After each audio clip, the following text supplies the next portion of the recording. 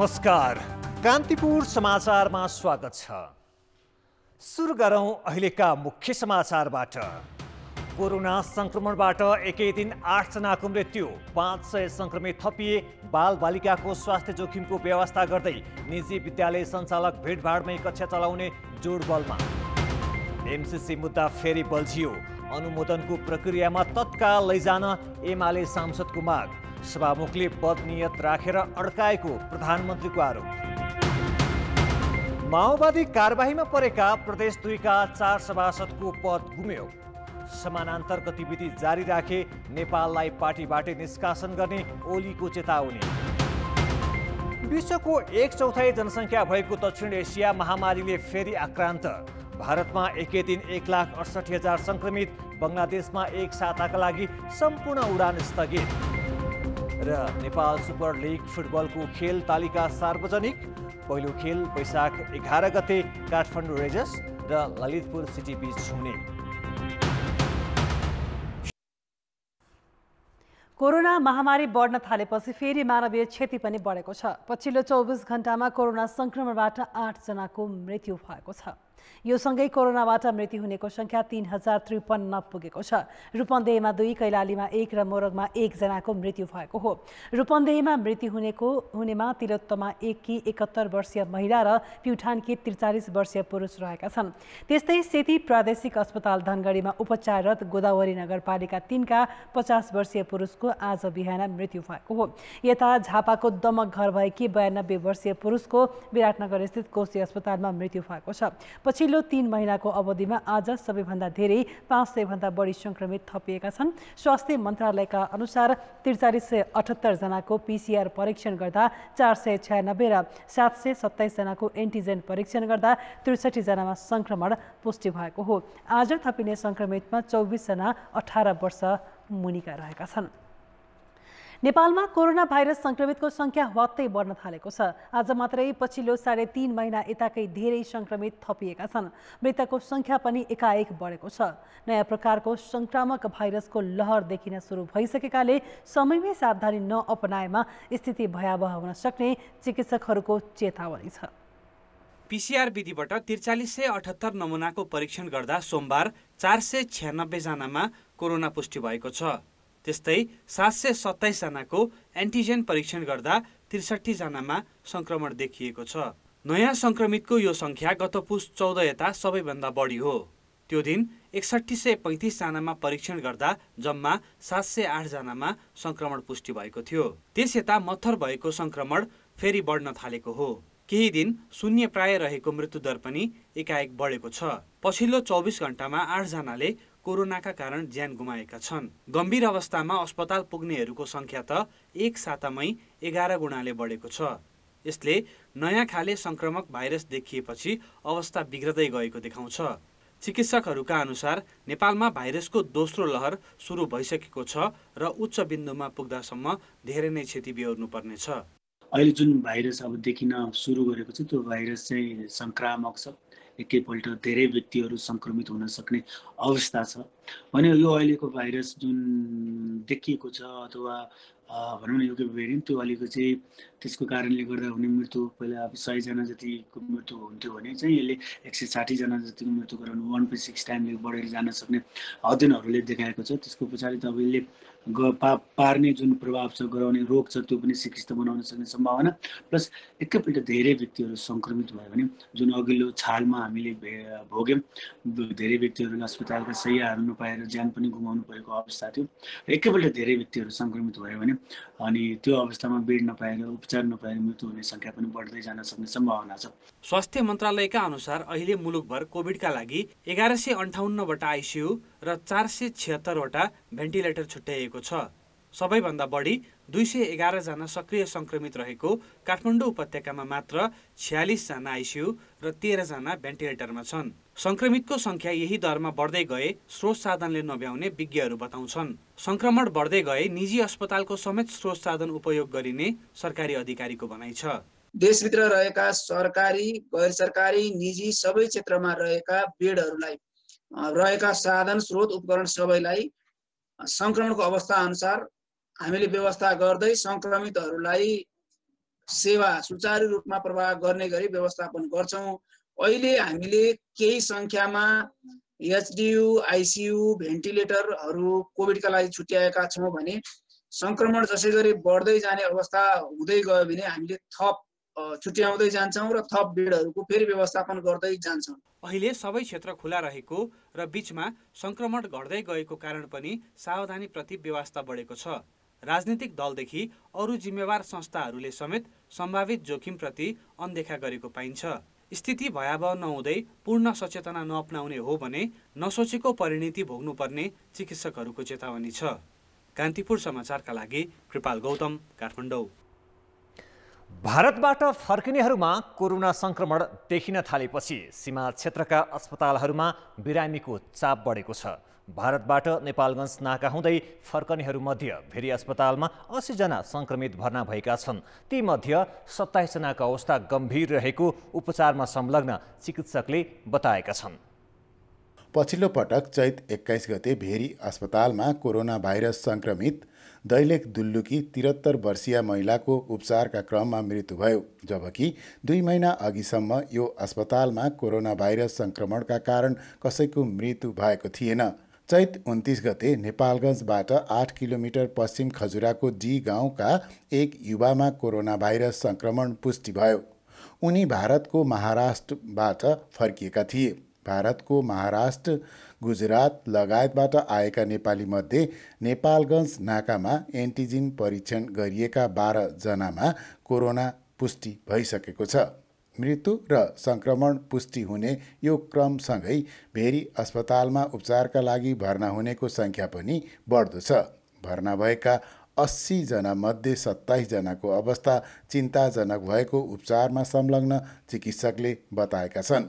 24-25 जना चाहिँ अक्सिजनमा हुनुहुन्छ भनेको अक्सिजनमा हुने बिरामीहरू सबै सिरियस कन्डिसनै हो। त्यसमाथि दुईजना बिरामीहरू चाहिँ मेसिनमा पनि हुनुहुन्छ, तर इन्टिब्रेसन चाहिँ भएको छैन हैन। तर बिरामीको अवस्था चाहिँ अहिले बिस्तारै बिरामीको अवस्था पनि जटिल भएको स्थिति छ अहिले चाहिँ।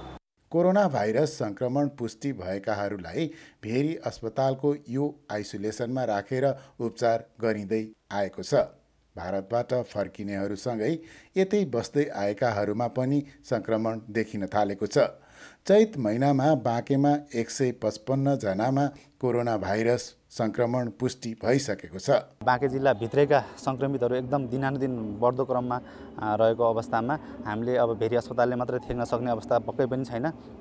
अहिले भेरी अस्पतालको बेडहरू करिब भरिने अवस्थामा छ। कोरोना भाइरस सङ्क्रमण पुष्टि हुनेमा धेरैजसो बाँके, बर्दिया, दैलेख र रोल्पाका छन्। पछिल्लो चरणमा फेला परेका 5 जनालाई होम आइसोलेसनमा बस्ने गरी घर पठाइएको छ भने अरूलाई भेरी अस्पतालको आइसोलेसनमा राखेर उपचार गरिँदैछ। भेरी अस्पतालमा भर्ना भएका मध्ये 6 महिला र 7 पुरुष निको भएर घर फर्किएका छन्। अहिले नेपालगञ्ज होम आइसोलेसनमा 33 महिला, 21 पुरुष गरी 54 जना, कोहलपुर आइसोलेसनमा 4 महिला र 5 पुरुषसँगै खजुरा, बैजनाथ, राप्ती सोनारी तथा डुडुवा गाउँपालिकाको होम आइसोलेसनमा 1 जना कोरोना भाइरस सङ्क्रमित रहेका छन्। चिकित्सकहरूले सङ्क्रमण दर बढेकाले भेरी अस्पतालको आइसोलेसनले धान्न नसक्ने अवस्था आउन सक्ने चेतावनी दिएका छन्। 2 महिना अघि भेरी अस्पतालको आइसोलेसनमा 10 जना मात्रै सङ्क्रमित थिए। अहिले सक्रिय सङ्क्रमितको सङ्ख्या दिनहुँ जसो बढ्दै गएकाले चिकित्सकहरूले अवस्था भयावह हुन सक्ने आकलन गरेका छन्। उनीहरूले स्वास्थ्य सावधानीका सबै मापदण्ड पूर्णतः पालना गर्न समेत आग्रह गरेका छन्।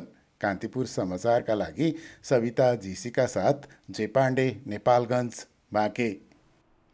कोरोना सङ्क्रमणले बालबालिका बढी जोखिममा परेको प्रति चिन्ता बढ्दै जाँदा सरकार र विद्यालय सञ्चालक आफ्नै सुरुमा छन्। खास गरी निजी विद्यालय सञ्चालकले विद्यार्थीको स्वास्थ्य जोखिमको व्यवस्था गरी भौतिक उपस्थितिमै भिडभाडका बीच कक्षा चलाउन खोजिरहेका छन्। स्वास्थ्य मन्त्रालय र सिसिएमसीले वैकल्पिक माध्यमबाट पढाउन सुझाव दिँदा समेत व्यवस्था गरिरहेका छन्। काठमाडौँ उपत्यकासहित विभिन्न जिल्लामा कोरोना सङ्क्रमण फेरि बढ्दैछ। तर मुलुकभरका सबैजसो विद्यालय अहिले सञ्चालनमै छन्। शिक्षण संस्थाले सतर्कता नअपनाउँदा विद्यार्थीमा समेत सङ्क्रमण देखा परेका छन्। त्यसैले अहिलेको मुख्य चिन्ता बालबालिकालाई महामारीको जोखिमबाट कसरी बचाउने भन्नेमा छ। फैलिँदो महामारीले बालबालिकामा बढी प्रभाव पार्न सक्ने देखिएपछि स्वास्थ्य मन्त्रालयले मापदण्ड नै बनाएर 3 साताका लागि विद्यालय बन्द गर्न सुझाव दिएको छ। सिसिएमसीले पनि परिस्थिति गम्भीर बन्दै गएको भन्दै भौतिक उपस्थितिको सट्टा अनलाइन माध्यमबाट कक्षा सञ्चालन गर्ने व्यवस्थाका लागि सुझाव दिएको छ। तर निजी विद्यालय सञ्चालकहरू विद्यार्थीको स्वास्थ्य जोखिमको व्यवस्था गरी भिडभाडका बीच कक्षा सञ्चालन गर्न खोजिरहेका छन्, जुन निकै जोखिमपूर्ण छ। र स्कुलमा पनि विभिन्न गतिविधिहरूमा अलिकति क्राउड हुने हुनाले त्यस्तोमा चाहिँ एउटा विद्यार्थीमा भएपछि अरूलाई सङ्क्रमण सर्ने जुन प्रवृत्ति देखिन थालेको छ, त्यो कारणले गर्दाखेरि चाहिँ अहिले अनलाइनमा जान सकिन्छ कि भन्ने एउटा हाम्रो सुझाव हो। 1-2 हप्ता 3 हप्तासम्म यो अहिलेको सङ्क्रमण जुन चाहिँ हाइटमा पुगेको छ त्यसलाई कम गर्नलाई चाहिँ एकचोटि विद्यालय बन्द गर्न सकिन्छ कि भन्ने चाहिँ स्वास्थ्य मन्त्रालयको एउटा सोचाइ राखेर हामीले त्यो प्रक्रिया अगाडि बढाएका मात्रै हौँ। विद्यालय सञ्चालकको दबावकै कारण शिक्षा मन्त्रालयले पनि स्पष्ट निर्णय लिन सकिरहेको छैन। यसले अभिभावकलाई झन् बढी चिन्तित तुल्याएको छ। अब हामीले विभिन्न मन्त्रालय हामीले योभन्दा अगाडि सिसिएमसीमा पनि एक चरण सरकारवालाहरूसँग शिक्षाकै विषयमा छलफल भएको छ। आज पनि हामीसँग छलफल भएको छ। त्यो विषयहरू छलफल भएका विषयहरू हामीले माननीय मन्त्रीज्यू उहाँ चाहिँ विशेष कारणले बिहान सहभागी हुन सक्नु भएन। त्यसो भए पनि हामी माननीय मन्त्रीज्यूलाई यो सबै छलफलमा आएका कुराहरू चाहिँ ब्रिफिङ गरिराखेका छौँ। त्यसपछि मन्त्रालयले आफ्नो धारणाहरू राख्नुपर्ने ठाउँमा राख्छ।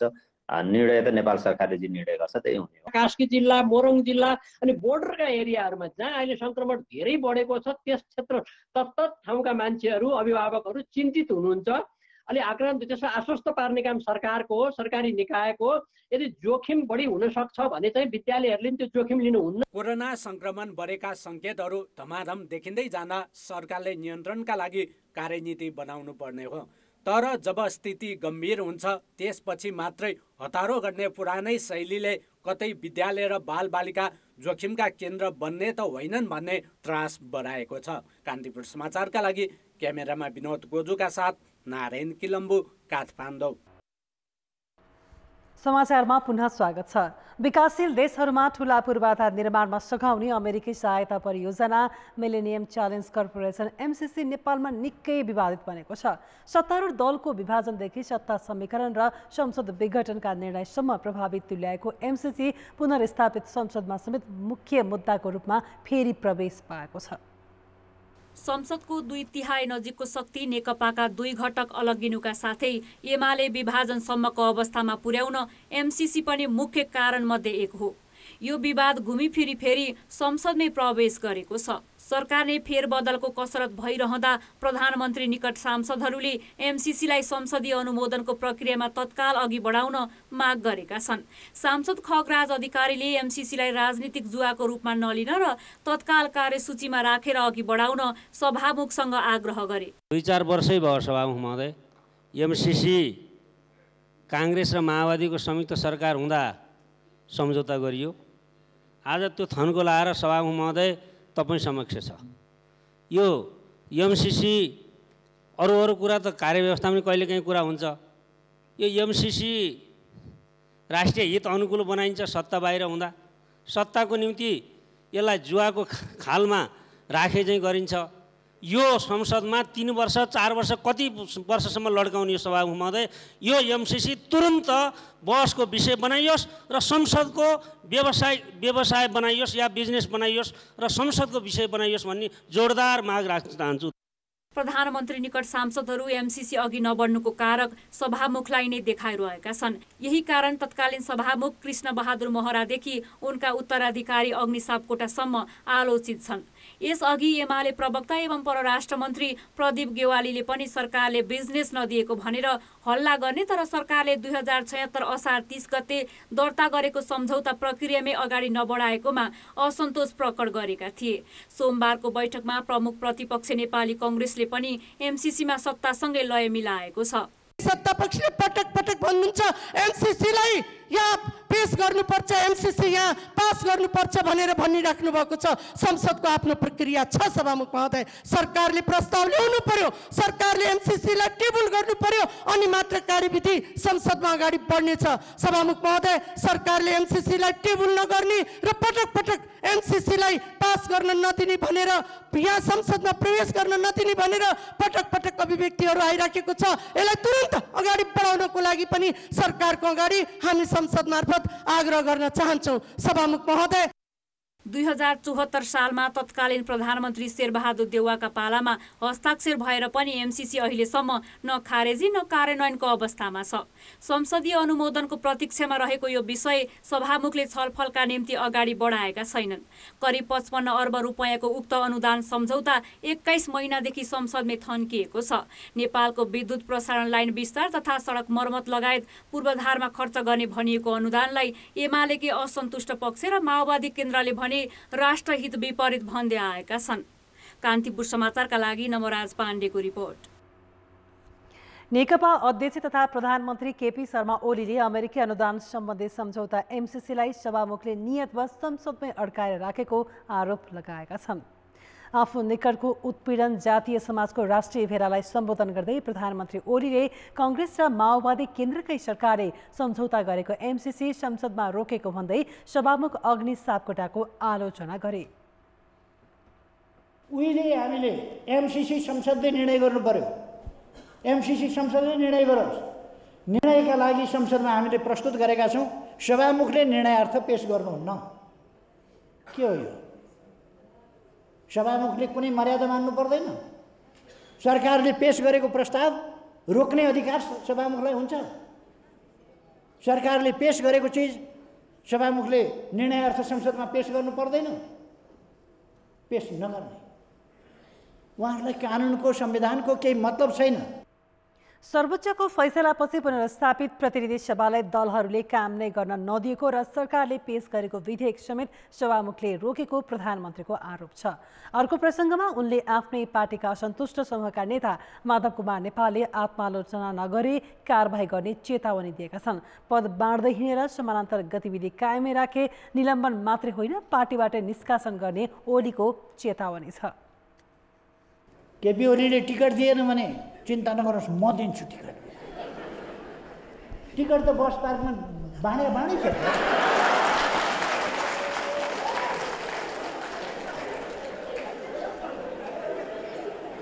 माधव नेपालले टिकट बाँड्न सक्नुहुन्छ।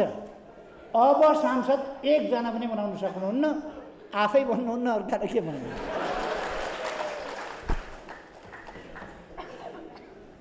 म उहाँहरूलाई अहिले पनि भन्न चाहन्छु, पार्टीबाट उहाँहरूले यति उपद्रव गर्दा पनि निष्कासन गरिएको छैन। आत्मालोचना गरेर फर्केर आउनुहोस्। आफ्नै पार्टी हो, आउनुहोस्। तपाईँहरूलाई आफ्नै पार्टीको रूपमा व्यवहार गरिन्छ। आउनुहोस्, मेरा विरुद्ध जे गर्नुहोस् सहन्छु। गाली गर्नुहोस्, मुख छाड्नुहोस्, छाड्नै भएको छ। गाली गर्नै भएको छ, गर्नुहोस्। तर पार्टीलाई ध्वस्त पार्न खोज्नुभयो भने बगिनी तबसम्म चुप हुन्छ जबसम्म डम्बरुमाथि खतरा हुँदैन। पार्टीमाथि धावा बोल्नुभयो भने ठिक लगाइनेछ। पार्टीमाथि धावा बोल्नुभयो भने बोलिरहनु भएको छ, तर म सीमा हेरिराखेको छु। तपाईँहरूलाई मात्रै निष्कासन गर्न आउने होइन, हामीलाई पनि निष्कासन गर्न आउँछ भन्ने सम्झना राख्नुहोस्। नयाँ सत्ता समीकरणको प्रयासतिर लक्षित गर्दै प्रधानमन्त्री ओलीले सरकारलाई दिएको समर्थन फिर्ता लिएर देखाउन पनि माओवादी केन्द्रलाई चुनौती दिएका छन्। राजीनामा देऊ, राजीनामा कति रोएका भयो। राजीनामा देऊ, राजीनामा हटाउ न, हटाऊ। समर्थन किन गरिरहन्छौ? फिर्ता लैजाऊ। केही पनि गर्न नसक्ने राजीनामा देऊ, राजीनामा देऊ। मसँग बहुमत छ, बहुमतको सरकार छ, म किन राजीनामा दिन्छु? बहुमतको सरकार छ। अब बहुमतबाट हटाउन मन छ भने फिर्ता देऊ, लैजाऊ। चाहिया छैन तिम्रो समर्थन, लैजाऊ।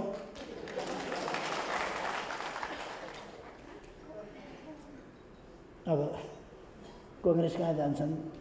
ऋण गराउनु। जसपा कहाँ जान्छन्? ऋण गराउनु। संसदमा आफ्नो बहुमत भएकाले राजीनामा नदिने पनि प्रधानमन्त्रीले प्रश्न पारेका छन्। प्रदेश 2 मा नेकपा माओवादी केन्द्रका 4 जना प्रदेश सांसदलाई पदमुक्त गरिएको छ। माओवादी केन्द्रले 4 जना सांसद नेकपा एमालेमा गएपछि कारबाहीको लागि प्रदेशसभामा सिफारिस गरिएपछि सभामुख सरोज यादवले उनीहरूलाई पदमुक्त गरेका हुन्। उनले आज बसेको प्रदेशसभा बैठकमा पत्र पढेसँगै 4 जना सांसद पदमुक्त भएका हुन्। संसदीय दलको पत्रअनुसार र त्यसैको दफा 35 मा के भन्छ, सभामुखजीले त्यो पत्रको सूचना हाउसमा 15 दिनभित्र सुनाउन सक्ने उहाँको राइट छ र त्यो सूचना सुनाएपछि उहाँहरूको पद रिक्त भएको मानिनेछ भनेर 36 मा छ व्यवस्था। त्यही अनुसार सभामुखजीले हिजो त्यो पत्र प्राप्त भएको र आज उहाँले सुनाउनु भएको छ, त्यो भएर उहाँको पद आजदेखि रिक्त हुन्छ। माओवादी केन्द्रले प्रदेशसभा सदस्यहरू रामचन्द्र मण्डल, कुन्दन प्रसाद कुशवाहा, ज्वाला शाह र मोहम्मद समीरलाई पदमुक्त गर्न सिफारिस गरेको थियो। माओवादी केन्द्रबाट प्रदेशसभामा प्रतिनिधित्व गर्ने 11 जना प्रदेशसभा सदस्य थिए, जसमा 4 जना कारबाहीमा परेसँगै अब उक्त पार्टीबाट प्रदेश 2 मा 7 जना सांसद रहेका छन्। यता 1 नम्बर प्रदेशसभा लगातार तेस्रो दिन पनि अवरुद्ध भएको छ।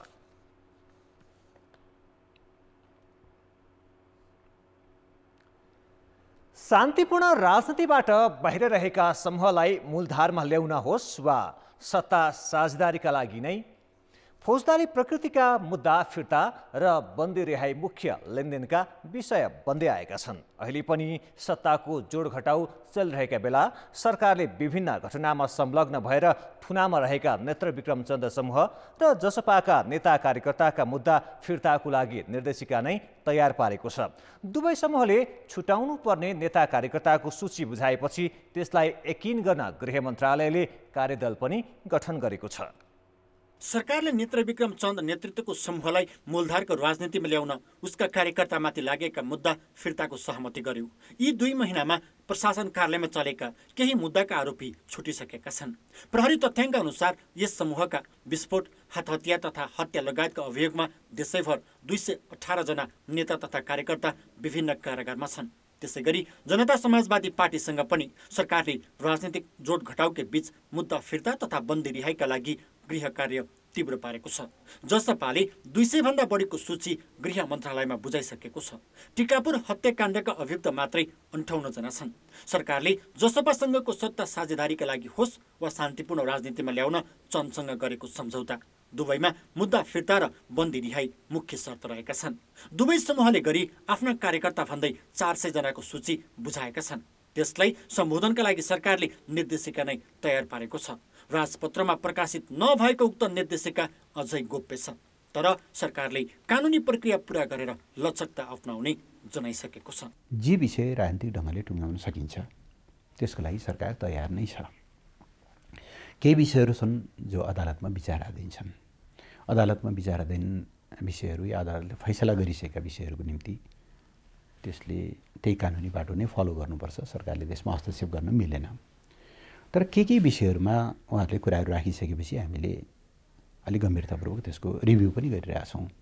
कतिपय मान्छेहरू त्यो घटनामा संलग्नै नभएका मान्छेहरू पनि थुनामा परेका अहिले अध्ययनले चाहिँ प्रारम्भिक अध्ययनले त्यस्तो देखिएको छ। त्यस्तो केही कुराहरू हो भने ती कुराहरूमा उदारतापूर्वक विचार गर्न सकिन्छ। मुद्दा फिर्ता र कैद मिनाहा गर्न सकिने संख्या यकिन गर्न गृह मन्त्रालयले कार्यदल पनि गठन गरेको छ। विशेष गरी 2072 सालमा भएको टिकापुर हत्याकाण्डमा सहयोगीका रूपमा देखिएकाहरूको मुद्दा फिर्ता र कम सजाय तोकिएकाहरूको कैद मिनाहा गर्न सकिनेहरूको लगत तयार पारिँदैछ। त्यस्तै चन्द समूहका पनि मानवीय क्षति नभएका र विस्फोटक पदार्थ सम्बन्धी मुद्दा चलाएकाहरू कतै छन् त्यसको यकिन गरिँदैछ। तर अदालतले सजाय तोकिसकेका हकमा सरकारले ल्याउने निर्देशिकाकै भरमा मुद्दा फिर्ता लिन नमिल्ने कानुनविद बताउँछन्। एकजना मान्छेको चाहिँ के छ भन्दाखेरि रिहाईले अथवा माफी मिनाका कारणले गर्दाखेरि एउटा ठुलो समुदायमा, जनसमुदायमा, समाजमा शान्ति सुव्यवस्था कायम हुन सक्छ भन्ने कुरामा कसैको पनि विरोध नहुने, सबैले त्यो कुरालाई स्वीकार गर्न सक्ने खालको एउटा अवस्था छ भने त्यो एउटा राष्ट्रिय सहमतिको आधारमा पनि मान्छे एउटा चाहिँ मुद्दा फिर्ता लिन सक्ने एउटा अवस्था हुन्छ। सरकारले विभिन्न राजनीतिक दलका नेताहरूसँग कुराकानी गर्ने, उनीहरूका थुनामा रहेका व्यक्तिहरूलाई सम्बोधन गर्ने भनेको कुरो सरकारले आफ्नो मनपरी हिसाबले, नीतिगत हिसाबले यो निर्णय गर्न सक्दैन। संविधानको दायरा र कानुनको दायरालाई सरकारले परिपालना गर्नुपर्ने हुन्छ। राजनैतिक घटनासँग जोडेर मुद्दा फिर्ताको विषयलाई प्राथमिकता दिए पनि ती घटनामा मारिएकाहरूको परिवारसँग भने दुवै पक्षले अहिलेसम्म संवाद गरेको छैन। त्यसैले राजनीतिक उद्देश्यले वार्ता र छलफल गर्दा पीडित परिवारमा पर्ने असरप्रति नजरअन्दाज गर्नु थप अन्यायपूर्ण हुन सक्छ। कान्तिपुर समाचारका लागि क्यामेरामा सञ्जय लुइटेलका साथमा रमेश धमाला, काठमाडौँ। दुर्लभ वन्यजन्तु संरक्षणमा नेपालले उल्लेख्य उपलब्धि हासिल गरेको छ। वन संरक्षणसँगै संसारबाटै लोप हुने अवस्थामा पुगेका एकसिङे गैंडा र दुर्लभ पाटेबाघको संख्या वर्षेनी बढेकाले पनि नेपालको प्रयास सार्थक बनेको देखाउँछ। विश्वमै दुर्लभ मानिने एकसिङे गैंडाको संख्या नेपालमा 752 पुगेको छ। पछिल्लो 5 वर्षमा 107 वटा गैंडा थपिएर यो संख्या पुगेको हो।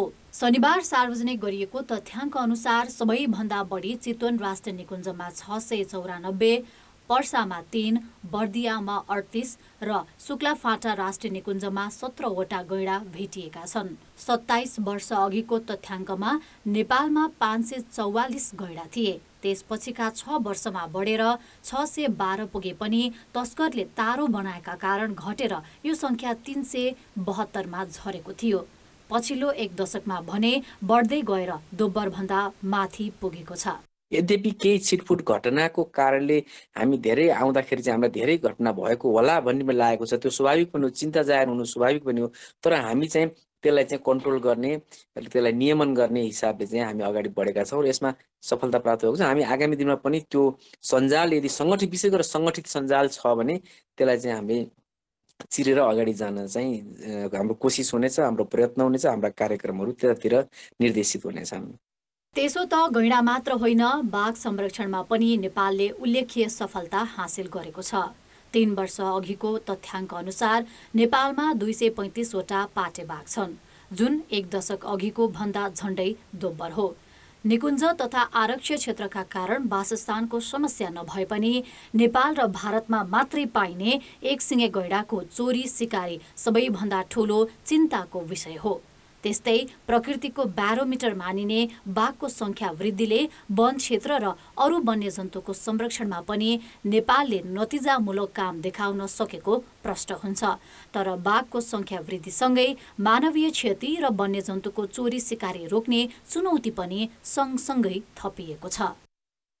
हाम्रा निकुञ्ज आरक्षीहरू धेरैजसो गाउँसँग टाँसिएर सटिएर रहेको हुनाले वन्यजन्तुहरू केही अब जङ्गलबाट बाहिर निस्किँदा पनि अब खेतीबारीमा जाने वा हाम्रो फेरि अर्को हाम्रो लाइफस्टाइल पनि धेरैजसो अब वनमै आश्रित भएको हुनाले खास गरेर रुरल लाइफस्टाइल, त्यसले गर्दाखेरि नै द्वन्द्वको सिर्जना चाहिँ अझै बढ्दै जाने चाहिँ देखिन्छ। एकसिङे गैंडा र बाघ दुर्लभ वन्यजन्तु भएकाले संरक्षणमा नेपालले देखाएको अग्रसरता विश्वकै लागि अनुकरणीय बनेको छ। नेपालको पर्यटन क्षेत्रलाई उकास्न समेत वन्यजन्तु संरक्षण सहयोगी सिद्ध भएको छ।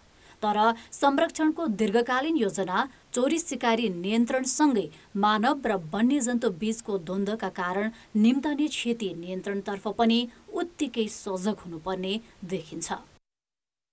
कान्तिपुर समाचारका लागि जिल्ला सहकर्मीहरूको सहयोगमा क्यामेरामा सञ्जय लुइटेलका साथ रुबिना थापा, काठमाडौँ।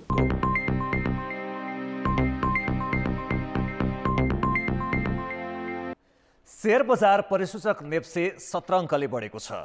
कारोबार रकम पनि उल्लेख्य वृद्धि भएको छ। दिउँसो 2693 अङ्कसम्म पुगेको परिसूचक बजार बन्द हुँदासम्म 2691 मा रोकिएको हो। यो अहिलेसम्मकै उच्च बिन्दु हो। दिनभर 216 कम्पनीका 1 करोड 38 लाख किता सेयर किनबेच हुँदा 7 अर्ब 61 करोड रुपियाँको कारोबार भएको छ। बैंक, विकास बैंक, निर्जीवन बीमा, उत्पादन, लघुवित्त र सामूहिक लगानीको समूहका परिसूचक बढेका छन् भने व्यापार, होटल, जलविद्युत, वित्त र अन्य समूहका परिसूचक घटेका छन्।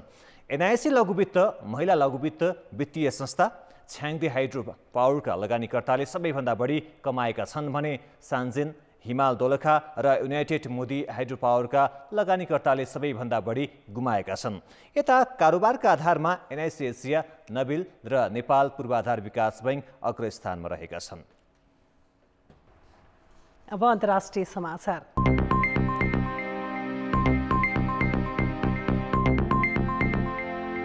भारत लगायत दक्षिण एसियाली मुलुकमा कोरोना संक्रमण तीव्र रूपमा बढ्न थालेको छ। विश्वको करिब 1/4 जनसङ्ख्या रहेको दक्षिण एसियाली मुलुकमा कोरोनाको नयाँ लहर दिनहुँ बढ्दै गएको हो। पछिल्लो 3 दिन यता भारतमा दैनिक 1.5 लाखको हाराहारीमा नयाँ संक्रमित थपिँदै गएका छन्। पछिल्लो 24 घण्टामा त्यहाँ 1,68,000 भन्दा बढी थपिएपछि भारत ब्राजिललाई पछि पार्दै विश्वकै दोस्रो कोरोना प्रभावित मुलुक बन्न पुगेको छ। बढ्दो संक्रमणलाई ध्यानमा राख्दै विभिन्न शहरमा रात्रिकालीन कर्फ्यू लगाइएको छ भने नियमहरू कडा पारिएको छ। यसैबीच भारतको सर्वोच्च अदालतका करिब 50% कर्मचारीमा संक्रमण पोजिटिभ देखिएपछि न्यायाधीशहरूले मुद्दाको सुनवाई घरबाटै भिडियो कन्फरेन्सिङ मार्फत गर्ने भएका छन्। यता नेपालसँग सीमा जोडिएको उत्तर प्रदेश सरकारले राज्यका सबै विद्यालयहरू अप्रिल 30 सम्मका लागि बन्द गर्न आदेश दिएको छ। भारतले रुसमा बनेको कोरोना खोप स्पुटनिक 5 लाई आपतकालीन अनुमति दिएको छ। भारतमा कोरोना महामारीको संक्रमण तीव्र बनेपछि तेस्रो खोपको प्रयोग गर्न अनुमति दिएको हो। भारतमा यसअघि अक्सफोर्ड विश्वविद्यालय र एक्स्ट्राजेनेकाद्वारा विकास गरिएको कोभिसिल्ड, भारत बायोटेक र भारतीय औषधि अनुसन्धान परिषदको साझेदारीमा विकास गरिएको कोभ्याक्सलाई अनुमति दिएको थियो। बढ्दो सङ्कटलाई रोक्न बङ्गलादेशले पनि बुधबारबाट आन्तरिक र अन्तर्राष्ट्रिय सबै विमान सेवाहरू एक साताका लागि रोक्ने निर्णय गरेको छ। यसबाट करिब 500 उडानहरू प्रभावित हुनेछन्। यसैगरी पाकिस्तानले पनि संक्रमणको तेस्रो लहरलाई रोक्न निजी कम्पनीहरूलाई खोप ल्याउने सुविधा दिएको छ। विश्वभर निकै कम मुलुकले मात्रै निजी कम्पनीहरूलाई खोप ल्याउने अनुमति दिएका छन्। अब जनमतको अन्तिम परिणाम। जनमतमा हिजो हाम्रो प्रश्न थियो, ज्येष्ठ नागरिकको सुरक्षा भत्ता वितरण सहज बनाउन के गर्नु पर्ला? ए, बैंकमा खाता राखिदिने, र बी, घर घरमै वितरण गर्ने, र सी, कुपन प्रणाली लागू गर्ने। जनमतको नतिजा यस्तो रहेको छ। ए, बैंक खातामा राखिदिनेमा 61%, बी, घर घरमै वितरणमा 33% र सी, कुपन प्रणाली लागू गर्नेमा मात्र 6% मत प्राप्त भएको छ। अब आजको प्रश्न। जनमत हाम्रो प्रश्न छ, राजनैतिक उद्देश्यले मुद्दा फिर्ता र बन्दी रिहा गर्ने कसरतलाई के भन्नुहुन्छ? स्थायित्व कायम गर्ने प्रयास, बी, अपराधको राजनीतिकरण, र सी, पीडितको घाउमा नुनचुक। जनमतको अन्तिम परिणाम भोलि साँझ 8 बजेको कान्तिपुर समाचारमा प्रसारण गर्नेछौँ।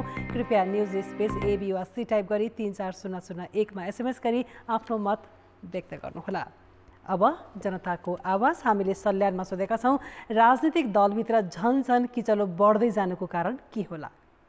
जनताको आवाज। पदको लोभ छ, पद लोभी बढी छन्, त्यही कारणले हो जस्तो लाग्छ मलाई। कतै कतै भ्रष्टाचारको पनि कुरा जोडिएको हुन्छ, मान पद प्रतिष्ठाको लागि। गाडी घोडाका पछाडि गए, विचार र सिद्धान्त त्यसको दृष्टिकोणमा नेताहरू गएनन्, त्यसै कारणले नेपालको राजनीति अर्ध कसल्टिएको छ। पद र स्वार्थको लागि पनि किचलो हुने गर्छ। जति नेताहरू हुनुहुन्छ उहाँले वास्तवमा आफूलाई राजनेताको रूपमा उभ्याउन सक्नु भएन, होइन, एउटा भनौँ न स्टेट लिडरको रूपमा उहाँले आफूलाई उभ्याउन सक्नु भएन।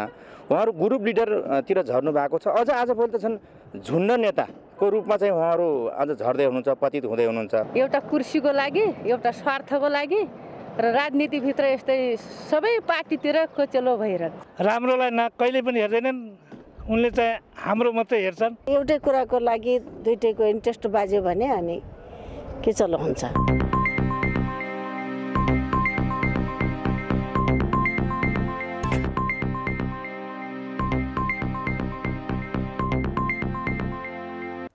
नमस्कार, कान्तिपुर खेलकुद समाचारमा स्वागत छ। नेपाल सुपर लिग फुटबलको खेल तालिका सार्वजनिक भएको छ। वैशाख 11 गतेबाट सुरु हुने प्रतियोगिताको उद्घाटन खेलमा काठमाडौँ रेडर्स र ललितपुर सिटी FC खेल्नेछन्।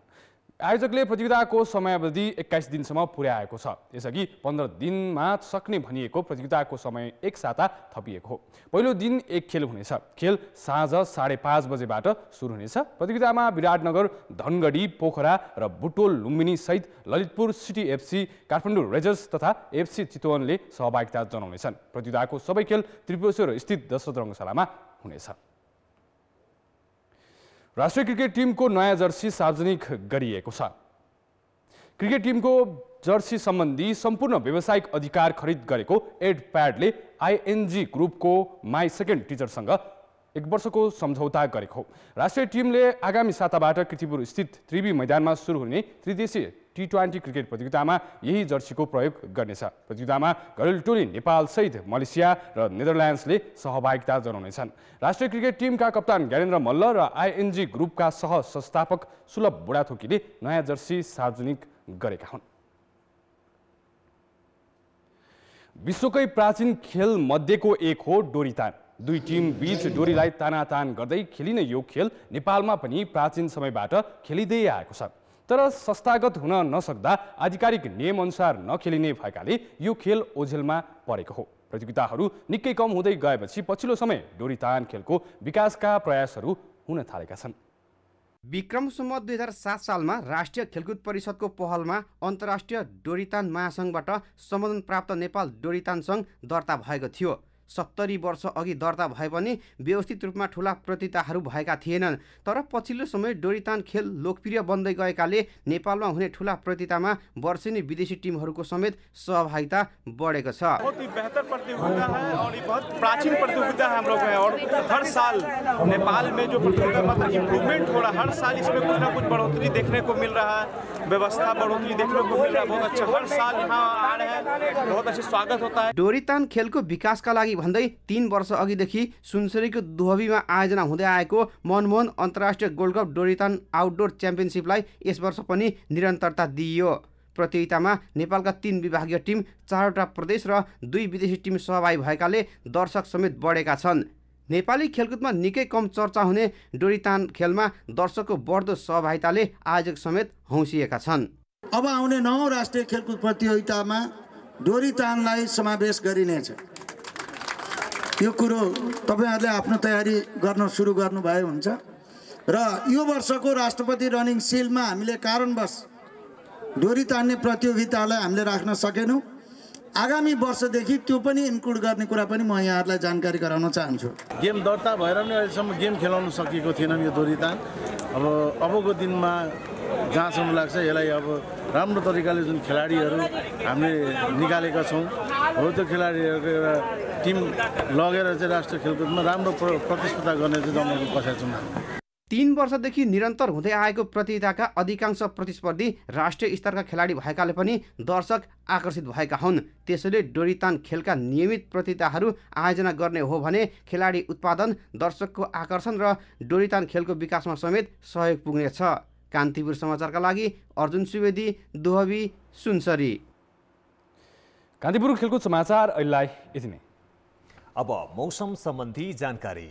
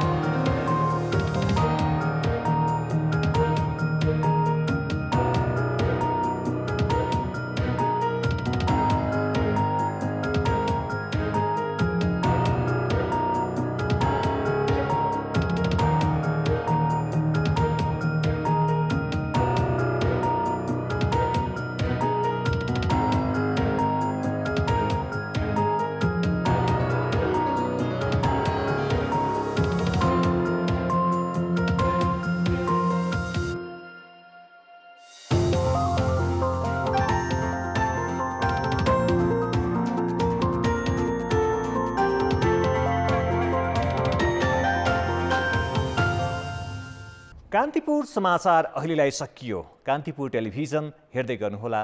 नमस्ते।